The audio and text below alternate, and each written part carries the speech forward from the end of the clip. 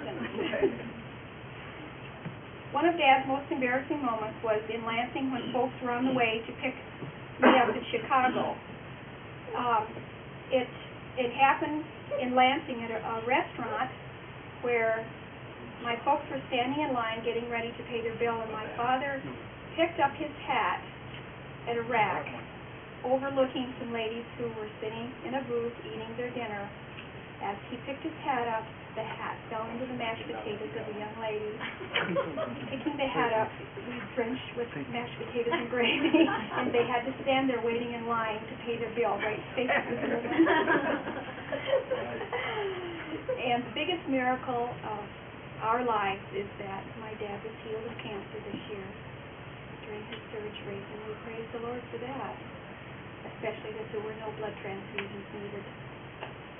And I want to say, most of all, that I appreciate my parents for the Christian heritage that they've given me. Because without the Lord, I don't know where I'd be headed.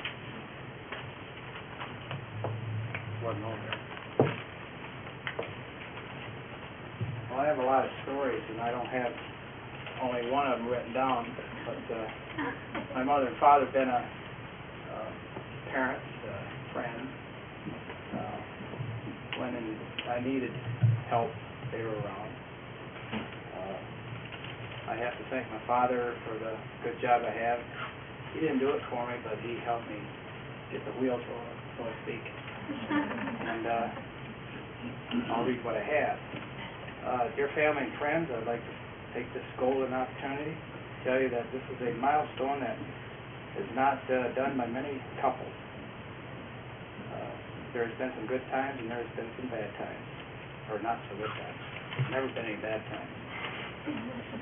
One of the times that was bad for me was that I borrowed my father's car, which I did a lot, and being a hot rod as I was, I hope my father never knew I was that way, but I think he did. I took the air filter off of the car and it slid around in the back seat with oil in it and spilled.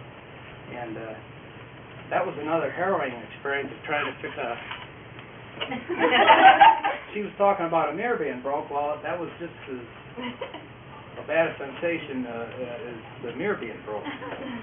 But you see, he didn't beat me up in pieces, and I'm here. He's been a very kind father. And I have to add that about my mother, too. I'm a little nervous. I did get grounded a little bit, by the way, because he did discipline me. But I still love him, and I still love him. My parents, I think, have been a God-fearing parents, and that has rubbed off on me. I want to congratulate them on a job well done.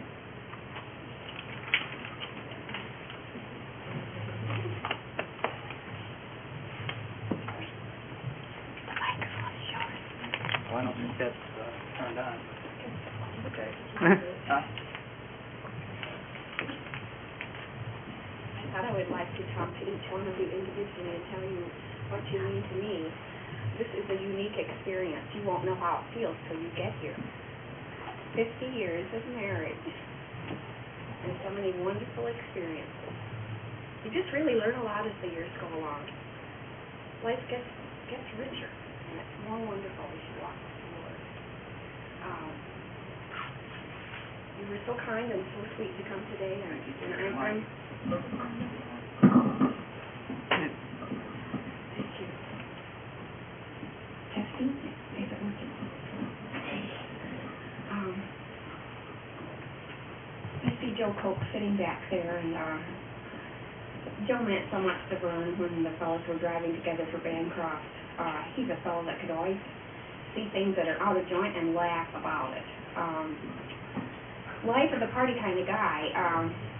For example, Vern asked him who his surgeon was. He had surgery, and he said, I don't remember what his name is, but I saw his camel out in the front yard. He said, I know he's an Arab. Joe. Marty and Floyd, a couple of preacher's kids. Marty couldn't be here today because she took her nephew down to Detroit. Paul Coleman is going to fly to Minneapolis to study to be an airline steward. a couple of preachers' kids who have a lot over on the other side because both of their parents are over there with the Lord. They were a couple of special people in our lives. They raised 5 children. 5 of them were all teenagers for one period of time, and Marty said to me one day, how am I ever going to make it? I said, well, just one day at a time, Marty, and with the Lord's help. Well, they made it. The Lord saw them through. Joan Jacobson, such a special lady. It's so good to see her. Chuck had to work today. Joan and I were in college together, University of Michigan, Flint, and we were delighted to find out both of us signed contracts to teach at Davison High School. She was primed and ready. She was going to be the best teacher that Davison High School ever had. She was in the classroom, the bell rang, the kids were still noisy. She screamed at the kids to get in their seats and settle down. Didn't you hear the bell ring? Finally, they got in their seats and it was getting quiet, and another bell rang, and Joan thought this was a fire drill. She's ready to march them out into the front yard. Oh. Everybody should have Jacobsons on their list of friends, A. Jacobsons. An evening spent with them is like having your rundown battery recharged. It really is. The Angies, we've known in church for so many years. Gracie went to school with Janet, I guess was her best friend in high school days. She, again, is a preacher's kid, and she has a preacher dad and a mom that are over on the other side, and we're looking forward to a happy day of reunion. Burton is fine businessman and have a beautiful family of 4 lovely children. They are so special to us. Anna and Gerald. They're the comfortable shoe kind of person. They're just always relaxed and comfortable with them. You just need to know what kind of people they are. They opened their hearts and their homes to 8 children besides their own 3. They raised youngsters that needed a home, needed somebody to love them. They have hearts as big as the whole world. There are relatives, but they're more than that. They are our dear friends, Anna and Gerald. Larry and Margot Culp, parents of 2 beautiful little girls. Margot is Florence Forrest's daughter, and she's a ventriloquist, has entertained lots of children and lots of adults. And here are the Jarvises. Greetings. God bless you. Good to see you. The Culps, a couple of very special people. It's so good to have you here today. We say that Margot has entertained a lot of children and a lot of adults with her, Kelly and Shelley, a gifted lady. Both of them compassionate school teachers, very special people. Then there are Marcia and Ed Kierlock. Marcia is my sister's daughter, and they have 3 beautiful children, Dee Dee and Heather and little Joshua. Marcia is the girl with the personality, sparkling, radiant, again, life of the party kind of person.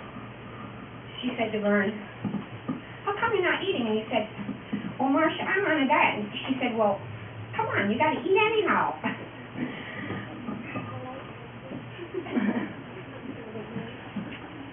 Over here, my sister and brother-in-law, Lucille and Jim Harmon, came down from Glennie today.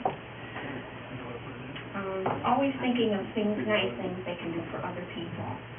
The most recent is a royal blue sweatshirt that she appliqued a quilt block that my mother made on the front of it, and she sent it to me, a little surprise package. And that's just the kind of people they are.